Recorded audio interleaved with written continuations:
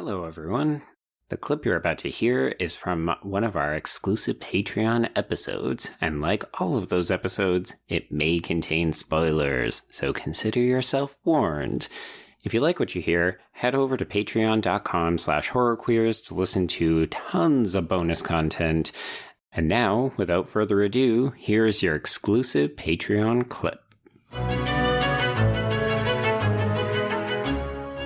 I do wish that the man who couldn't breathe, who I actually think is a very imposing villain, had a little bit more... The creature design is great. Yes. I just wish he had a little bit more screen time or any. Yeah, I can't decide if I want a backstory for this character, though, because that didn't really work out so well for the Bride in Black and Insidious Chapter 2, and so it's... I don't know if I wanted a backstory, but I also wanted more of this villain.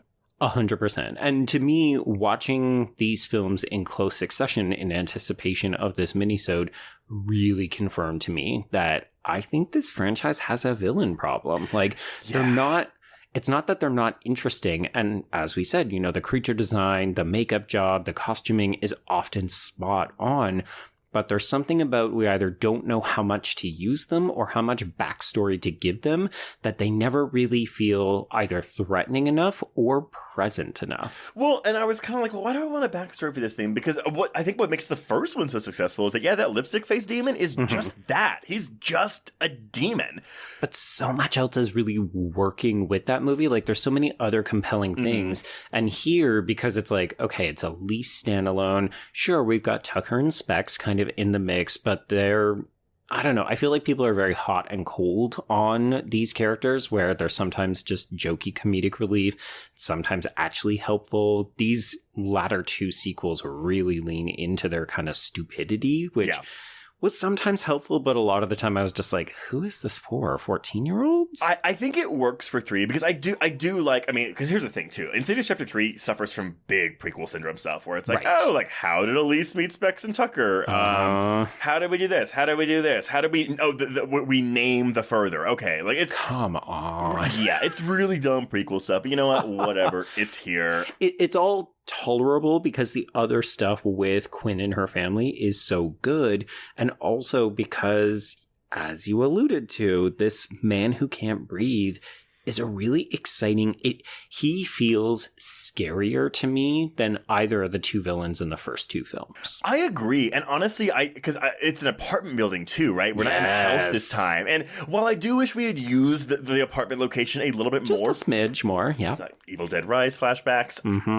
But I like this change up. It's not a huge, we're just pulling the rug out from the franchise, but it's different enough. Right. I also like that we have a queer connection with Hayley Kiyoko playing her best friend in this movie. Well, I'm not even going to lie, because I was getting queer vibes off Stephanie Scott, and when I went down this rabbit hole, it turns out that she has been in a number of other productions where she has played queer, so I can't help but wonder if this is just an actor who is not publicly disclosed their sexuality, but I would not be surprised to learn that, there's something more going on here.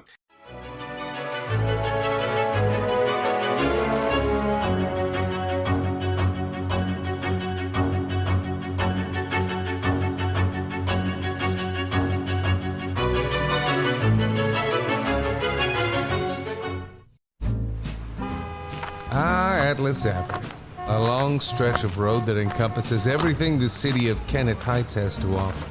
Neon lights, traffic, crime, the hustle and bustle of everyday life, and the craziest of characters. My office was above it all. My name is James Locke, and I'm a PI.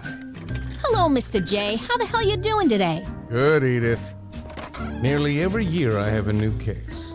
New people to meet, new clues to discover, and new problems to solve. But I do it the old-fashioned way. No technology. Nothing post-1950. Hell, I don't even listen to podcasts, but you should. Atlas Avenue Beat is a spoof of the film noir genre with goofy characters, tons of wordplay, and non-stop raunchy humor. There's also 3 whole seasons out right now with more on the way. Just search for Atlas Avenue Beat wherever you listen to podcasts or visit us online at bloody.fm.